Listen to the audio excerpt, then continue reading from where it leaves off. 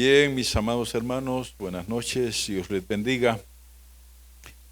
Vamos a estar viendo algo acerca de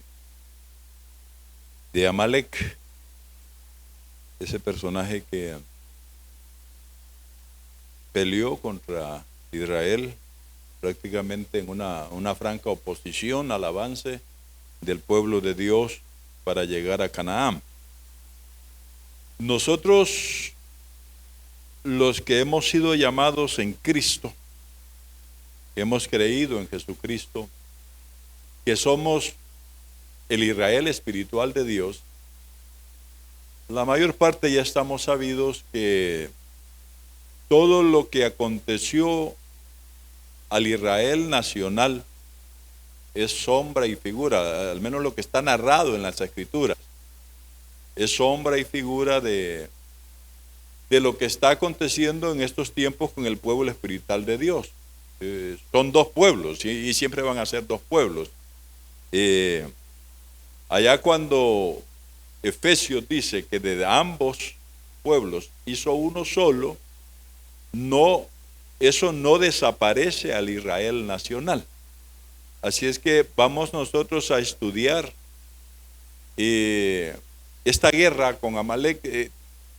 Hay mucha lección para nuestros tiempos, para el pueblo de Dios, en este pasaje de la Escritura de la guerra contra Amalek. Así es que primeramente vamos a orar. Le ruego a usted que ore allí en su casa, en esta transmisión, mientras está observando, mientras está recibiendo esta señal. Por favor, tome tiempo para orar. Y vamos a hacerlo en este momento. Padre Celestial, rogamos, Señor, tu intervención, tu misericordia. Nos allegamos a ti reconociendo que tú eres Dios todopoderoso y que estás atento a la necesidad y al clamor, a la oración de tu pueblo.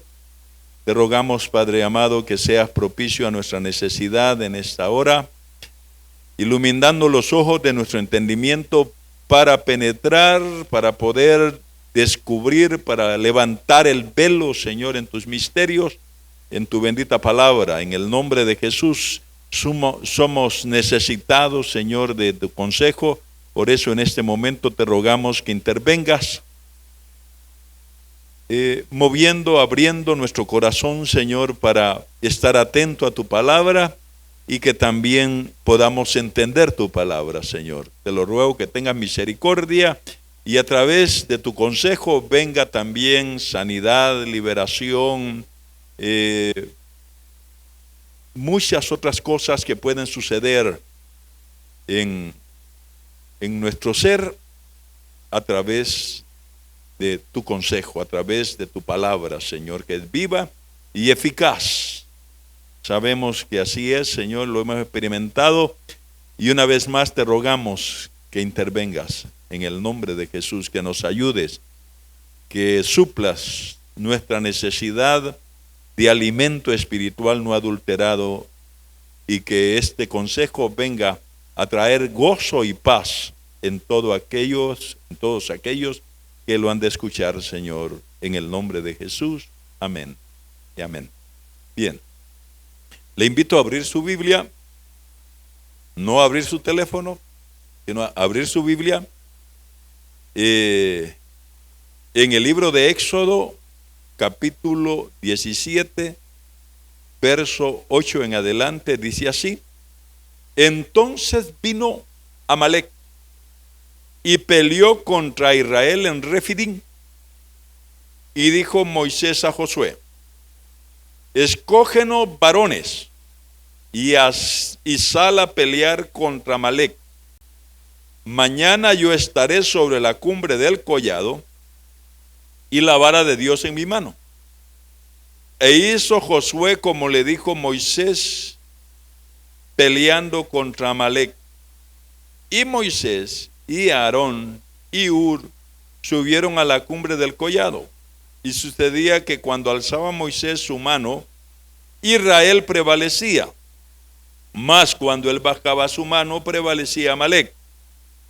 Y las manos de Moisés se cansaban, por lo que tomaron una piedra y la pusieron debajo de él, y se sentó sobre ella. Y Aarón y Hur sostenían sus manos, el uno de un lado y el otro de otro. Así hubo en sus manos firmeza hasta que se puso el sol. Y Josué deshizo a Amalec y a su pueblo a filo de espada. Y Jehová dijo a Moisés: escribe esto para memoria en un libro, y di a Josué que raeré del todo la memoria de Amalec de debajo del cielo. Y Moisés edificó un altar y llamó su nombre Jehová Nisi. Y dijo: por cuanto la mano de Amalec se levantó contra el trono de Jehová, Jehová tendrá guerra con Amalec de generación en generación. Bien, esto aconteció históricamente cuando Israel peregrinaba en el desierto hacia la meta que Dios les había propuesto, que era Canaán. De repente aparece aquí este hombre, este personaje, Amalec. Amalec, si vamos a Génesis capítulo 36, del verso 12, vamos a ver allí que este Amalec desciende, era descendiente de Esaú, y se fue a vivir a Edom. Era nieto de Esaú. Sabemos que Esaú en la escritura es sombra, es figura de la carne.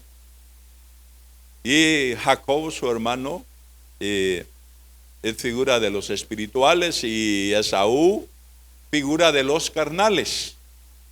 Cuando el apóstol Pablo clasifica a la humanidad en tres grandes grupos, habla de hombres naturales, habla de hombres carnales y habla de hombres espirituales en la primera carta del apóstol Pablo a los Corintios. Ahora están esos tres grupos siempre. Los naturales, que en la Biblia antigua versión de la Reina Valera le denomina al hombre natural el hombre animal, el hombre animado por su alma. Y después hace la clasificación de los carnales, que son aquellos que ya teniendo todo para la regeneración, o sea, esto de la regeneración es, Dios puso ya su naturaleza en nosotros, la implantó. Esa naturaleza tiene que estar en franco desarrollo, en franco crecimiento en nosotros. Por eso es que somos regenerados en un acto a la vez que se da un proceso de regeneración. Estamos en ese proceso. Bien, si se da normalmente el proceso de regeneración en nosotros, nos convertimos en gente espiritual.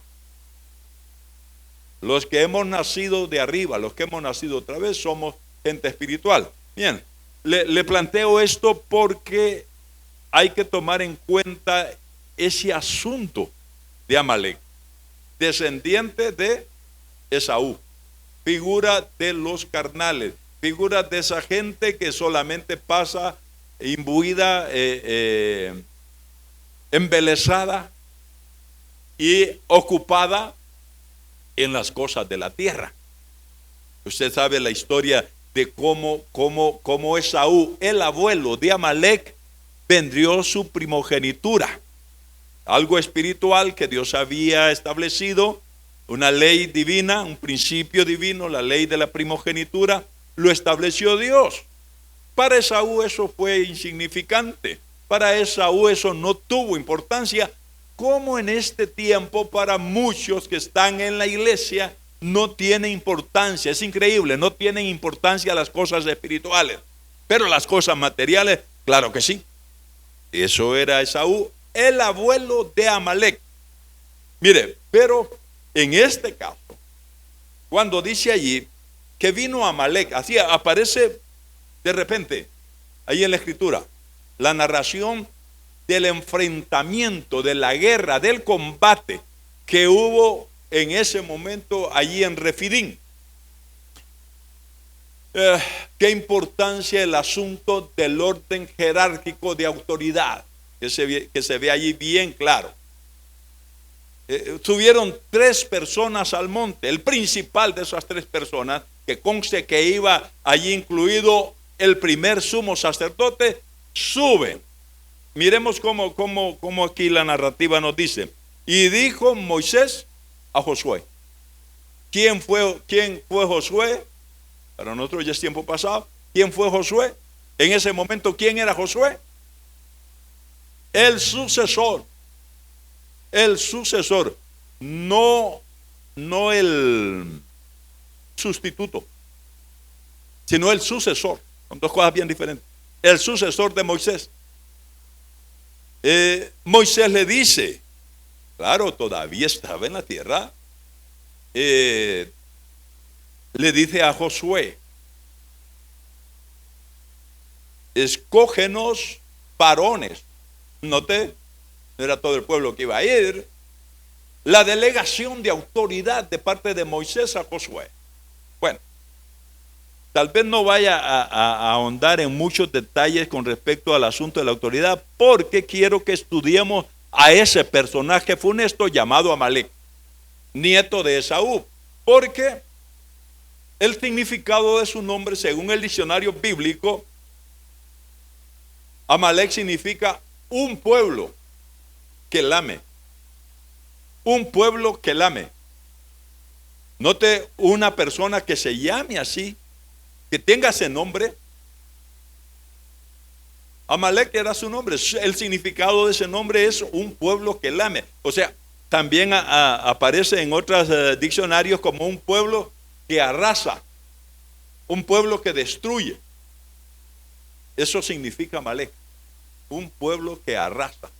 Bien, lógicamente en este estudio debemos de considerar que a nosotros, para Israel, eso fue literal, ese enemigo, ese pueblo.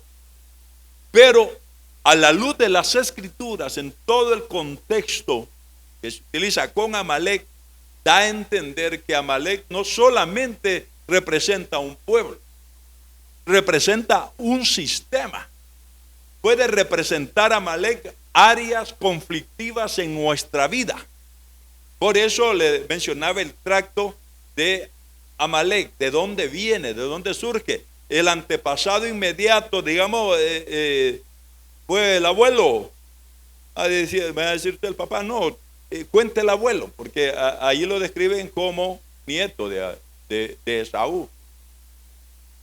Esto tiene que ver mucho con genética, con ancestros, con herencias ancestrales. Pero también, aquí es donde quería hacer la aplicación, de que nosotros los creyentes, todo el pueblo de Dios, en este tiempo, Amalek es sombra y figura de lo que dice Pablo a los Efesios del capítulo 6, verso 10 en adelante, que nuestra lucha, nuestro combate, la guerra que nosotros estamos librando, no es contra carne y sangre, sino contra principados, contra potestades, contra huestes de maldad. Bueno, eso representa a Amalek, todo ese engranaje que es un pueblo, todo ese engranaje de milicias espirituales adversas a Dios. Dice que Amalek lo vamos a ver al cierre, como este Amalek, al igual que Nimrod, dice que Nimrod era un poderoso cazador delante de Jehová, pero así levantando el velo de esa escritura, da a entender que era un poderoso cazador de almas, indisponiéndolas contra Jehová. Este Amalek es similar a Nimrod. Puede usted hacer un paralelismo entre Nimrod y Amalek. Bueno, Nimrod aparece primero y después aparece Amalek en las escrituras. Y dice, y dijo Moisés a Josué: escógenos varones y sal a pelear contra Amalek. Esa es la delegación de autoridad. Y Josué no iba a ir solo, iba a escoger varones. Y eso de escoger ya implica mucho, porque tenía que seleccionar, tenía que clasificar para ir a pelear. Y habían requisitos para ir a la guerra. Uno de los requisitos era que si alguien tenía miedo, mejor que no fuera a la guerra, porque iba a contagiar a sus hermanos. Entonces, eran excluidos los miedentos. Y nosotros no estamos para ser excluidos en esta guerra, en esta lucha. No, sumémonos. Y entonces, ¿qué hay que hacer si tenemos miedo? Si hay temor a que no sea a Dios en nuestro corazón, ¿qué hay que hacer? Pues podemos deshacernos del miedo.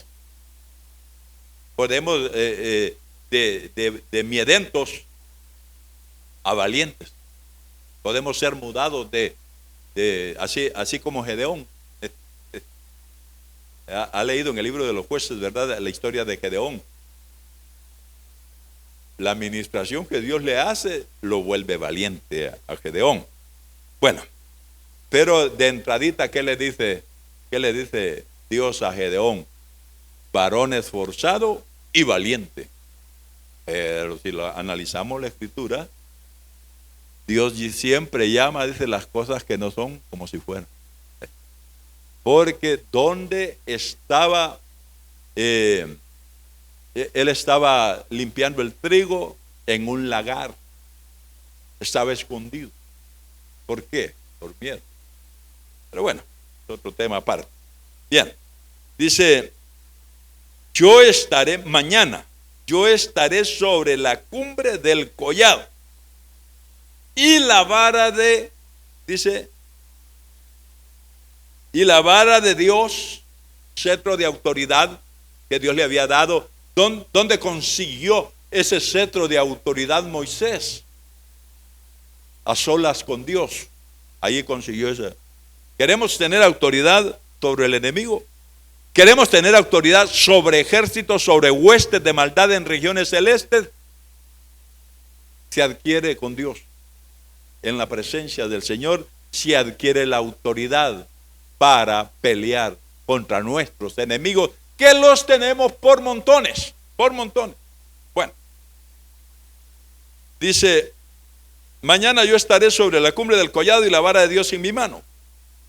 E hizo Josué. Cuando la autoridad manda, el subalterno obedece. Eso es clave para el subalterno. Dice Josué, como le dijo Moisés, peleando contra Amalek. Entonces se fue al combate, fue a pelear, escogió los hombres. Eso lleva un proceso, lleva un tiempo, seleccionar y todo eso, los hombres que iban a ir a pelear. Pero él lo hizo y fue a pelear, obediencia inmediata. Dice: y Moisés y Aarón y Hur subieron a la cumbre del collado.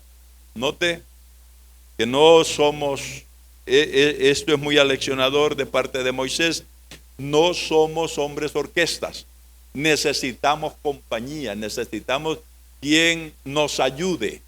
Siempre necesitamos ayuda, colaboración de los demás. Ahí está. Y mire qué importante el trabajo que hacen Aarón y Hur. Subieron, dice, a la cumbre del collado. Subida al monte. ¿A qué fueron?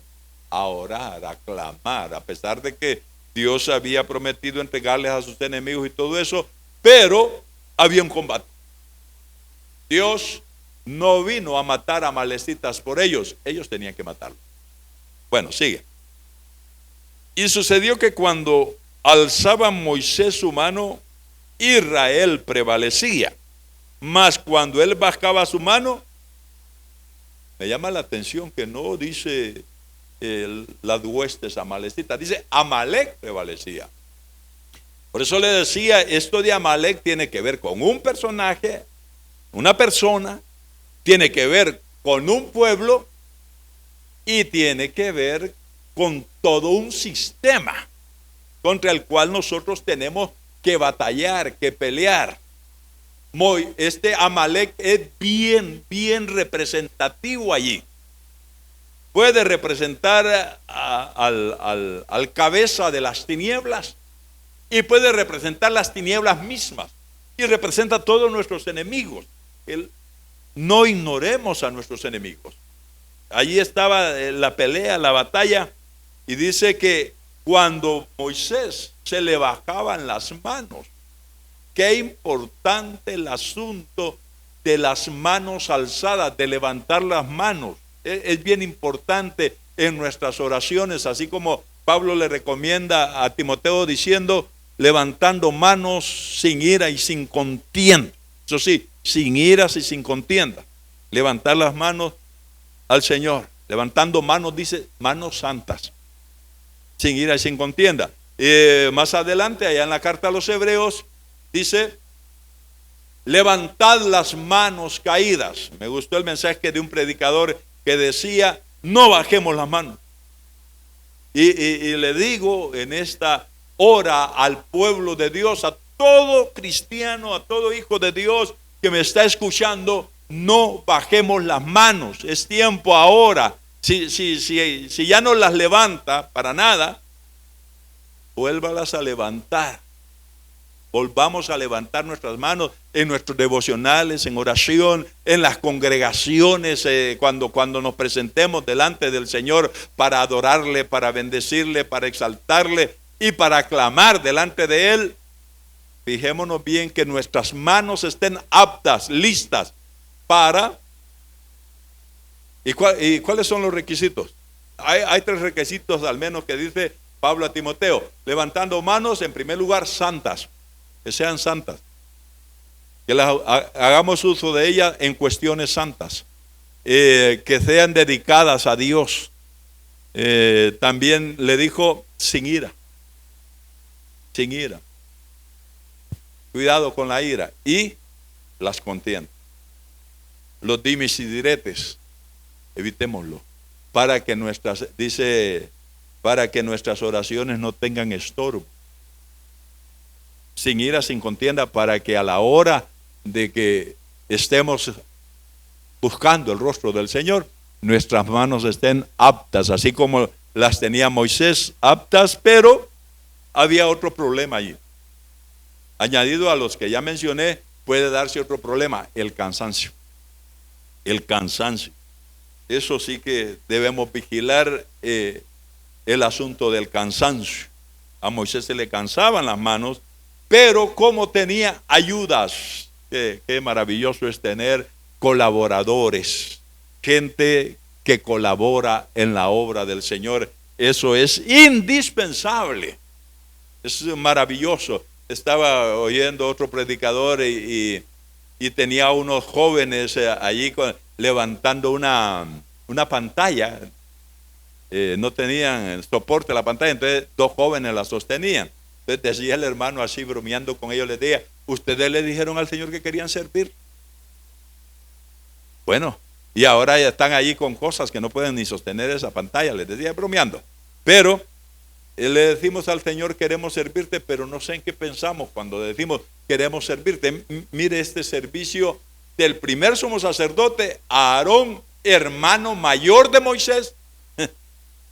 Mire, humanamente Aarón era mayor que Moisés, espiritualmente Moisés era mayor que Aarón.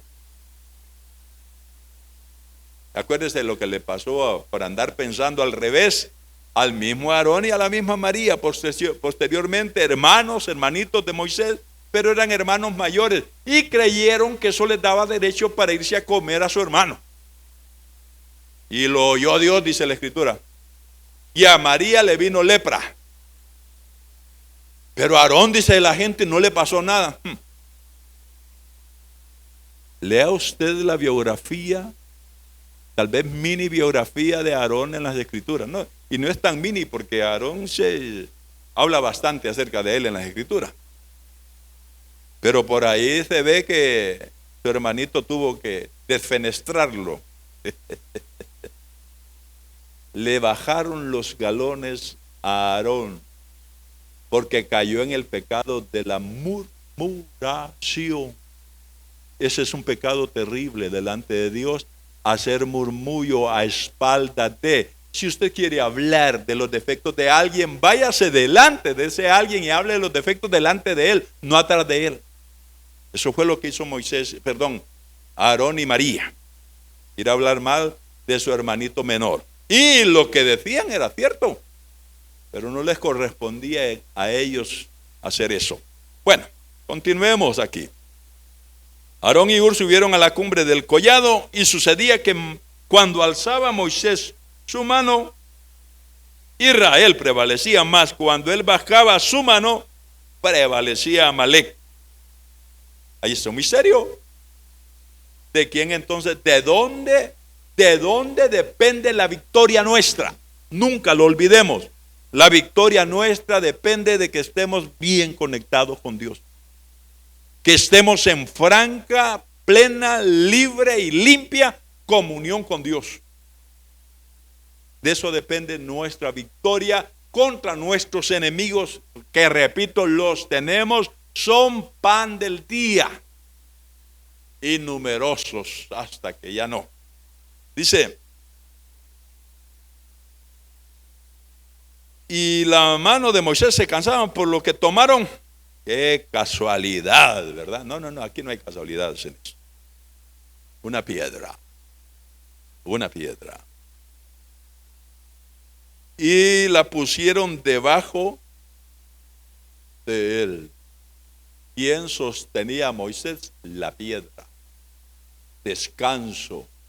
Le dijo el Señor al mismo Moisés, le dijo, mi presencia irá contigo y te daré descanso. La presencia de Dios en nuestra vida nos va a dar descanso. Pero esto es cómo lo aplicamos a nosotros. Bueno, Jesucristo dijo, yo estaré con vosotros todos los días hasta el fin. Allí está nuestro reposo, allí está nuestro descanso para poder ser eficaces en la oración.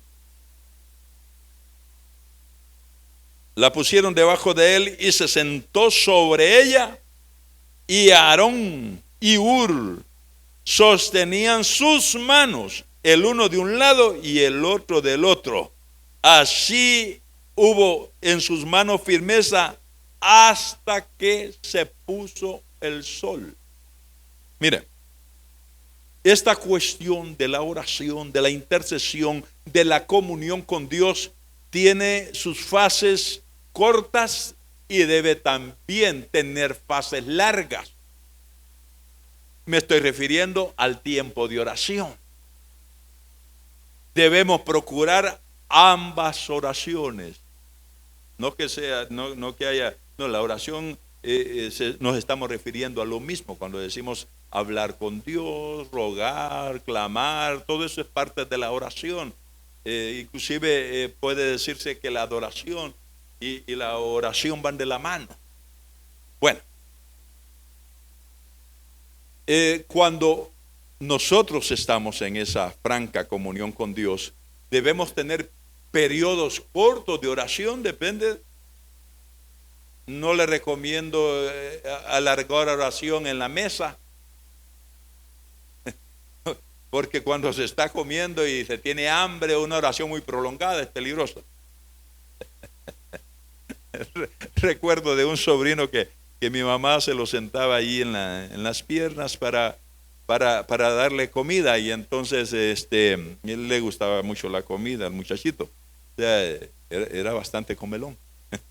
Y entonces mi mamá empezaba a orar, y cuando miraba mi sobrino que se estaba pasando de tiempo, y entonces le decía, ya abuelita, le decía. Y por supuesto que sea breve o extensa la oración, debe ser con todo el sentido, con toda deprecación, con entrega. Ya, repito, sea breve o extensa. Mire, no nos acostumbremos a cortos periodos de oración, que hayan ambos. Mire, por ejemplo, en este caso, usted encuentra el clamor de Pedro cuando estaba tragando agua allá en el mar. Imagínense que hubiera esperado ponerse de rodillas. ¿A dónde? Si estaba tragando agua. Si hubiera esperado a que, ¿qué le digo? Las normas estrictas que a veces ponemos cuadradas, ¿verdad? Una oración extensa, no hubiésemos tenido las cartas de Pedro, los testimonios de Pedro, todas las obras que hizo Pedro, si se pone a hacer una oración extensa cuando estaba tragando agua. ¿Sabe cómo dijo? Y mira el tiempo de la oración que hizo. ¡Sálvame que perezco! Y eso fue todo. Y el Señor lo salvó. Clama a mí, dice el Señor, y yo te responderé. Bueno, ese clamor puede ser breve o extenso. En este caso fue extenso. Impresionante. La oración más extensa que se registra en las Escrituras es la oración cuando Salomón dedica el templo. Qué preciosidad de oración, qué plática sostuvo ese hombre con Dios. Y otra oración extensa de Jesucristo, Juan 17. Pero que conste que Cristo pasaba noches enteras orando.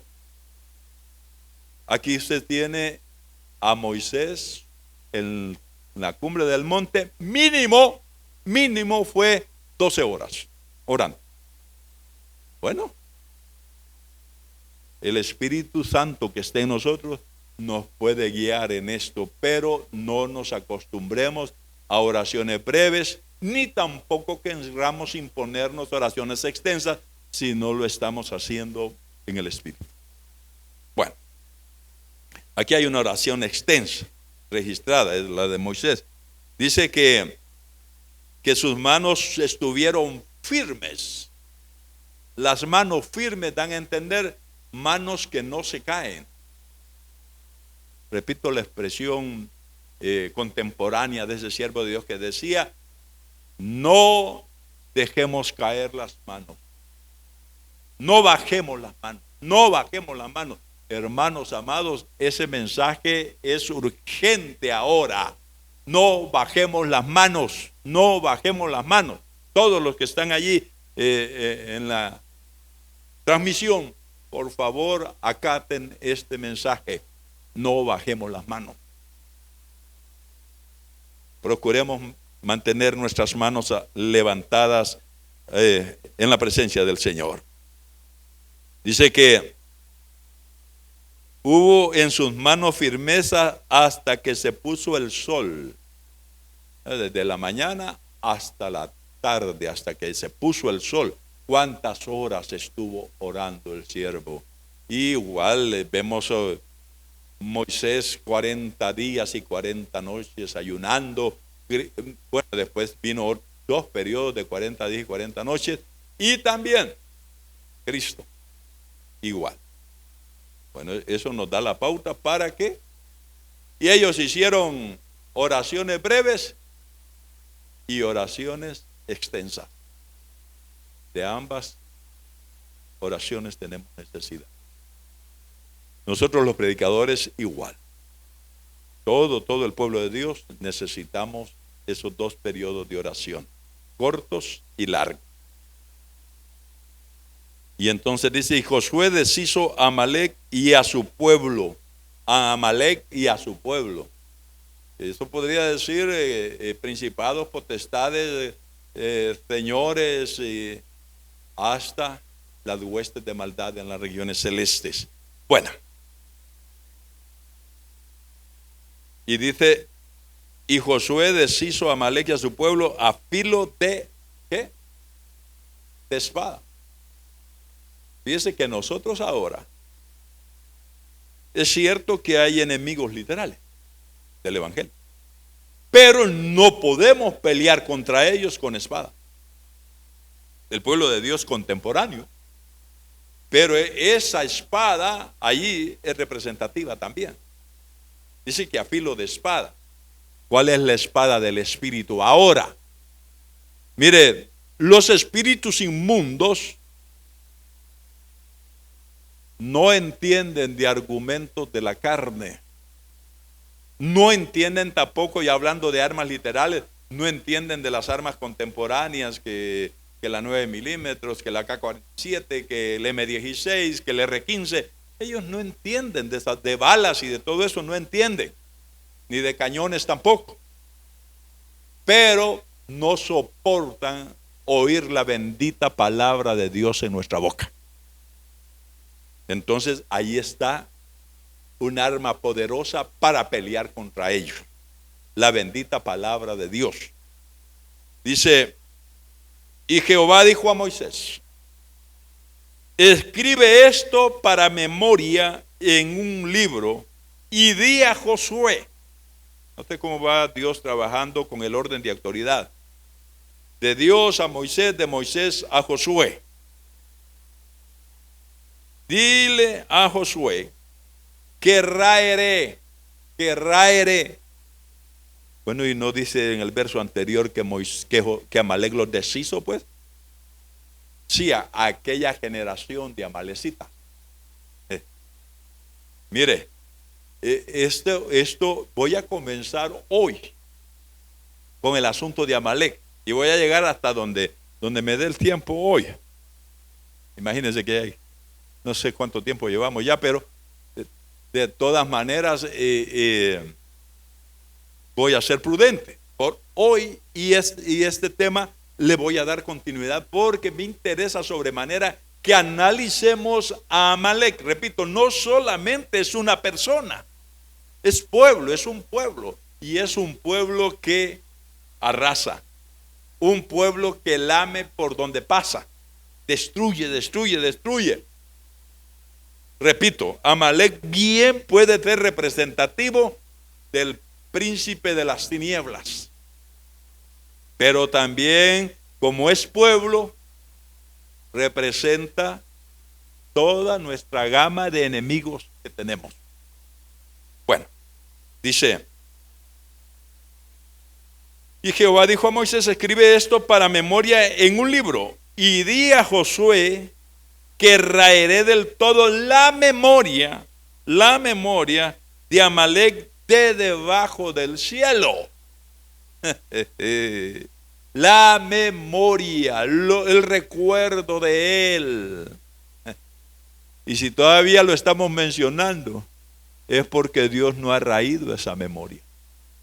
Pero un día la va a raer a Amalek.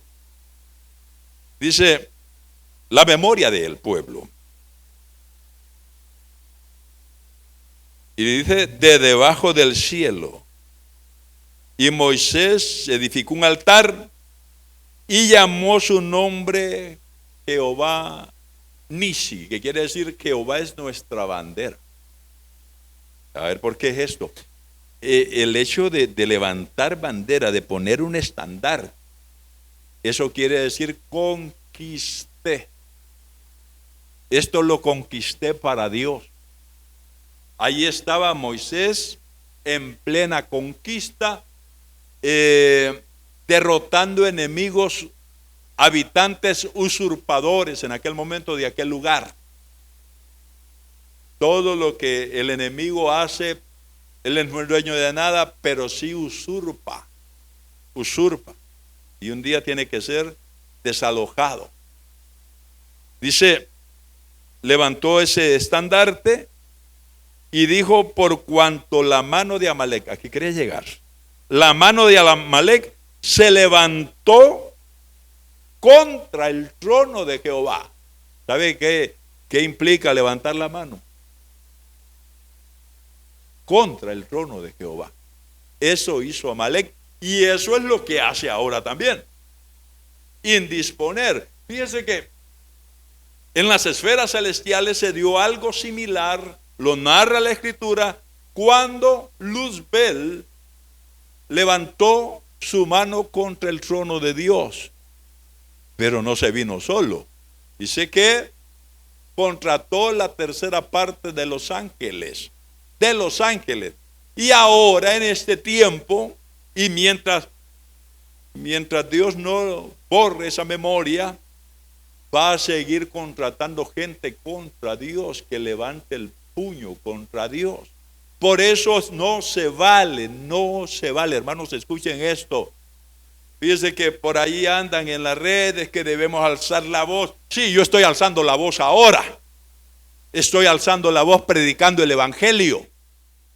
Y así es la forma como debemos proceder los hijos de Dios. Yo lo he dicho una y otra vez, mis amados hermanos, qué rol, qué podemos hacer nosotros los creyentes ante la injusticia, ante todo lo que se da aquí en la tierra. ¿Qué podemos hacer? Exactamente como procedió Jesucristo ante las autoridades de su tiempo. Eso es lo que nos corresponde. Para eso nos dio ejemplo. Y fíjese que Pablo posteriormente decía: sed imitadores de mí. Pablo fue un imitador de Cristo y nos decía que imitáramos nosotros a Cristo. Lo imitáramos a Él en lo que Él imitó a Cristo. O sea, nosotros tenemos que volvernos imitadores de Cristo. Imitar a todos aquellos que imitaron a Cristo también. ¿Cómo se comportó? ¿Cuál fue su actitud, su comportamiento, su respuesta hacia el ataque de las autoridades de los tiempos de él? Judas apareció allí. Un día que lo ungen al Señor y un perfume muy caro. Dice que quebró el frasco. La mujer que lo ungió quebró el frasco. Cuando hace mención de que quebró el frasco, está diciendo el frasco era más caro que el perfume, pero el perfume tuvo que haber sido caro también. ¿Y qué dijo Judas? Qué barbaridad. Dijo, no, tal vez no literalmente como lo estoy parafraseando yo, pero dijo: qué desperdicio. Eso pudo haber sido vendido y dárselo a los pobres. Hay quienes siguen profesando ese evangelio de Judas. ¿Qué dijo Cristo? A los pobres siempre los van a tener con ustedes. O sea que los tiempos han sido iguales. Y aquí en la tierra solamente lo que cambia son las generaciones de hombres. Pero no nos mandaron a levantar la voz contra el gobierno. Nos mandaron a que oremos por las autoridades superiores. Desde aquí alcemos nuestra voz proclamando el bendito evangelio de nuestro Señor Jesucristo. Y ¿qué hizo Cristo? Proclamar la palabra que le había encomendado el Padre. La misión de Cristo aquí en la tierra fue buscar y salvar lo que se había perdido, y es la misma misión que nos encomendó a nosotros. Amalek, dice, se levantó contra el trono de Jehová.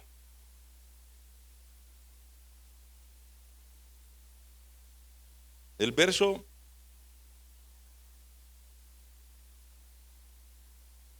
dice: la mano de Amalek se levantó contra el trono de Jehová. Jehová tendrá guerra con Amalek. Note que aquel Amalek de aquella generación lo deshizo. Ahí está la fórmula cómo deshacer a Amalek. El de turno para el pueblo de Israel y para Moisés y Josué, el de turno de aquellos tiempos, ellos lo deshicieron. Pero las generaciones de amalecitas que hay hoy en los lugares celestes, en los principados, las potestades que están atacando al pueblo de Dios, ellos atacan inmisericordiamente, sin tregua, al pueblo de Dios. Y ellos, la idea es lamer, que no hayan cristianos, que no hayan creyentes. Ellos tienen ese proyecto, ese plan, y créamelo, el sistema va dentro del cual estamos nosotros ahora. Aunque estamos dentro del sistema, no somos del sistema, pero aquí estamos, no estamos en el cielo todavía. Entonces, la guerra contra él va a estar siempre, de generación en generación. Va a pasar una generación de creyentes que va a enfrentar a Amalek, y viene otra generación de creyentes y va a enfrentar otra generación de amalecitas, de generación en generación, hasta que Dios, la promesa es, dice, es más, de esto aprendamos también, dice que va a haber guerra, nunca va a haber acuerdo, porque ninguna comunión hay de la luz con las tinieblas. Mencionaba en el principio la relación que tenía Amalek con Esaú. Mire,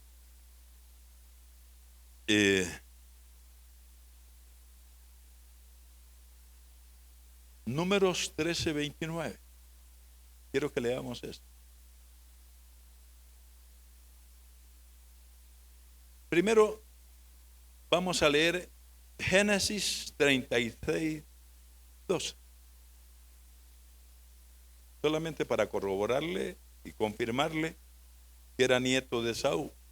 36:12. Pero vamos a leer algo muy interesante en el verso 16 del mismo capítulo 36.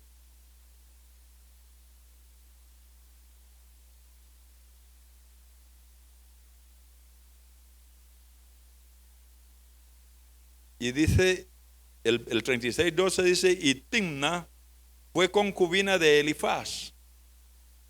Concubinato, de un concubinato, no era un matrimonio. Elifaz, hijo de Esaú, y ella dio a luz a Amalek. Eso hay que tomarlo en cuenta. ¿Cómo fue concebido Amalek? En un concubinato, no fue un matrimonio. Mire lo que es peligroso, que los concubinatos produzcan eso. Aunque la criatura que nace no tiene la culpa de lo que los padres hacen. Dice aquí, dice que Amalek fue un hijo de Esaú. Estos son los hijos de Ada, mujer de Esaú. Qué cosas, ¿verdad? Fíjese que esta Ada, el nombre de Ada fue también, aparece Ada cuando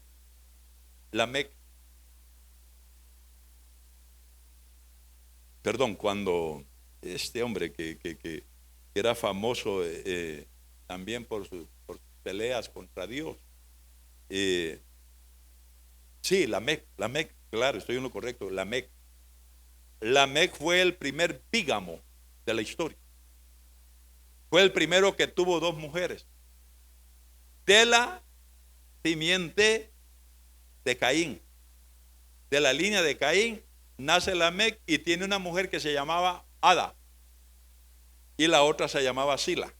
Ada significa placer y Sila significa escondido, los placeres escondidos. Bueno, aquí aparece otra Ada, otro placer. Era producto de un momento de placer en un concubinato, de allí surge Lamec. Mire, posteriormente, yo voy a ir cerrando por hoy esto. Posteriormente vamos a ver una cuestión aquí de simientes. ¿Sabe por qué le adelanto esto? Porque vamos a ver que Dios, allá en el primer libro de Samuel, mandó a Saúl que destruyera totalmente a Amalek, incluyendo niños de pecho. Niños de pecho. Eso lo vamos a ver. ¿Por qué Dios ordena que de los descendientes de Amalek hasta los niños de pecho había que arrasar con ellos? Este pueblo que lame tiene que ser lamido él. Tiene que ser arrasado. Así como dice literalmente ahí la escritura, dice que a filo de espada Josué deshizo a Amalek. A cada generación del pueblo de Dios ahora nos corresponde a los creyentes pelear contra Amalek. Ya no es el Amalek literal, sino el Amalek espiritual. Es una batalla que vamos a librar. Pero quiero que miremos del capítulo 36, el verso 16. Siempre que nos topamos con Amalek en la escritura, lo encontramos de líder, lo encontramos de que era un hombre de mando, era una jerarquía. Dice Coré, Gatam y Amalek. Estos son los jefes de Elifaz en la tierra de ¿dónde? De Edom. Y Edom, ¿con qué relacionamos a Edom? ¿Sabe que Edom, el origen de Edom, por eso tenemos que ver simientes? El origen de Edom es del incesto que hubo entre Lot y sus hijas. De allí salen dos pueblos opuestos totalmente a Dios. ¿Cuáles fueron esos dos pueblos? Edom y Moab. Los edomitas y los moabitas que pelearon siempre contra Israel. Y siempre se pusieron Israel. Bueno, aquí están aliados, mire. Dice Amalek. Estos son los hijos de Elifaz en la tierra de Edom. Estos fueron los hijos de Ada. Qué cosas, hermano. Eran jefes. Esto dice el verso 15. Estos son los jefes de entre los hijos de Esaú, hijos de Elifaz, primogénito de Esaú, los jefes de Temán, Omar, Sefo y Cenaz, Coré, Gatam y Amalek. Esos son los jefes de Elifaz de la tierra de Edom. Estos fueron los hijos de Ada. Vuelve a aparecer Ada allí, que significa placer. Los placeres. Cuidado con los placeres. Hay placeres ilícitos. Eso hay que tener cuidado. Dice, ahora, lo último que quiero que miremos sea acerca de este personaje por hoy, porque si Dios lo permite, el próximo martes estaríamos dándole continuidad a este tema. Números 13:29.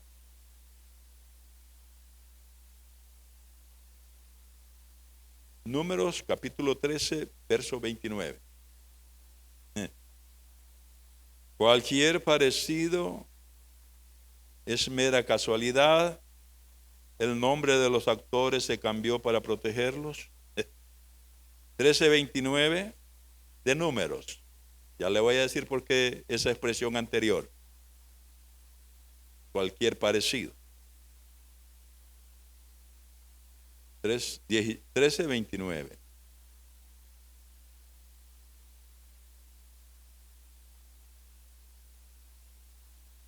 Amalek habita el Negev, y el Eteo y el Jebuseo y el Amorreo habitan en el monte, y el Cananeo habita junto al mar y la ribera del Jordán. Amalek habita Negev.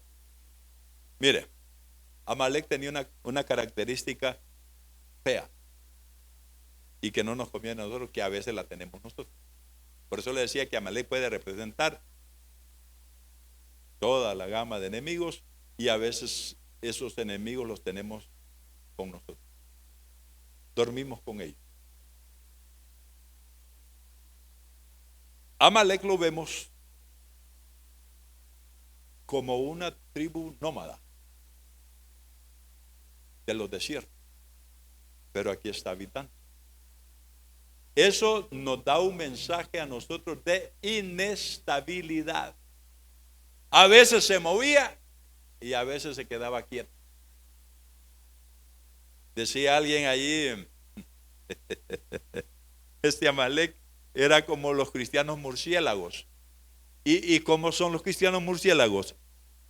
Ni ratón ni pájaro.